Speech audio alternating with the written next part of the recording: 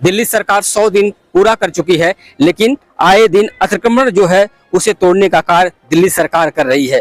आपको बता दें कि जंगपुरा का वही इलाका है जहां पर मद्रासी कैंप था, लोग रहते थे यहाँ पर, लेकिन आज यह सूना पड़ा हुआ है। इसका कारण महज है कि दिल्ली गवर्नमेंट ने इसे डेवलपमेंट करने के लिए यहाँ पर पूरी तरह से तोड़ दिया है इन कॉलोनियों को।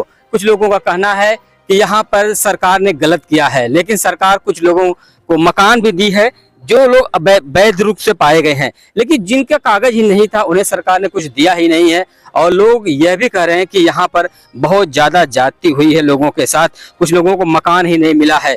लेकिन मकान मिलने की बात यह है, जिस प्रकार से लोग कहते थे कि अवैध अवैध की अगर हम बात करते हैं तो आप देख सकते हैं ये 12 पुला है दिल्ली का जो सीधा एम्स के लिए आपको जाता है।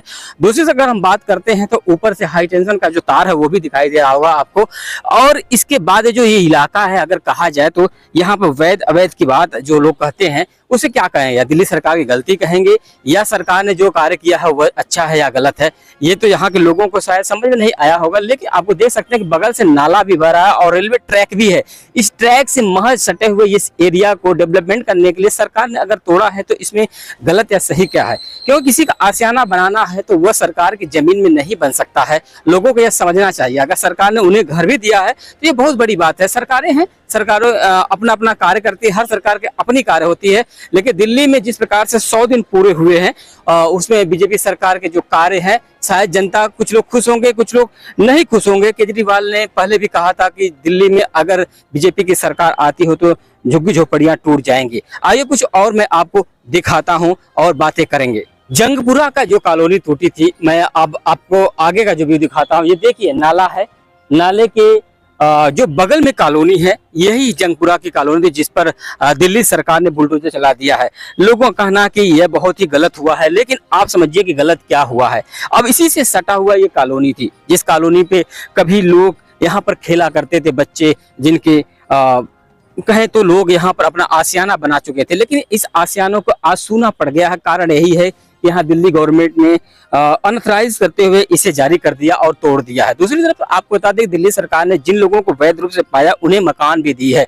अब इसमें सरकार ने डेवलपमेंट की क्या प्रक्रिया है वो तो अब आने वाले समय ही बताएगा। लेकिन जिस प्रकार से लोगों की राजनीति की जा रही थी उस राजनीति की क्या बिंदु हो सकते हैं कि यहाँ पर जो डेवलपमेंट है वो किस प्रकार की सरकार करेगी। हालांकि यहाँ पर बड़े घर थे, काफी घर थे, लेकिन जो मकान मिला है 188 लोगों को ही यहाँ पर मकान अभी तक दिया गया है। कुछ लोगों का यह भी कहना है कि सरकार ने जो मकान हमें दिया है वो बहुत ही ऐसे इलाके में है जहां पर चोरी हो जाती है। अगर सामान रखकर जाए तो सामान चोरी हो जाती है। लेकिन मैं मुद्दे की बात करता हूं।